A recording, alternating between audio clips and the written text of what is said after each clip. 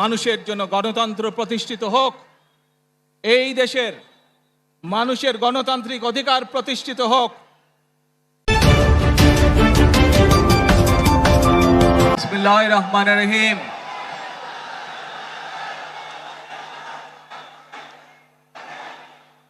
প্রিয় বাংলাদেশ, উপস্থিত প্রিয় মুরব্বীবর্গ, মঞ্চে উপস্থিত জাতীয় নেতৃবৃন্দ, আমার সামনে উপস্থিত প্রিয় ভাই ও বোনেরা এবং মিডিয়ার মাধ্যমে সমগ্র বাংলাদেশ থেকে যারা দেখছেন এই অনুষ্ঠান, প্রিয় ভাই বোনেরা, প্রিয় মা বোনেরা, আসসালামু আলাইকুম। রাব্বুল আলামিনের দরবারে হাজারো লক্ষ কোটি শুকরিয়া জানাতে চাই। রাব্বুল আলামিনের অশেষ রহমতে আজ আমি আমার প্রিয় মাতৃভূমিতে ফিরে আসতে পেরেছি আপনাদের দোয়ায়। আপনাদের মাঝে প্রিয় ভাই বোনেরা,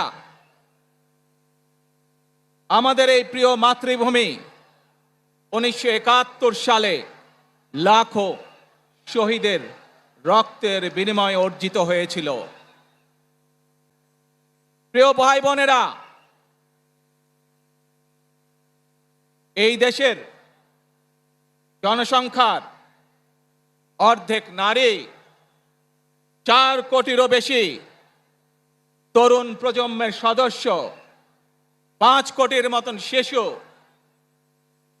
40 লক্ষের মতন প্রতিবন্ধী মানুষ রয়েছেন, কয়েক কোটি কৃষক শ্রমিক রয়েছেন।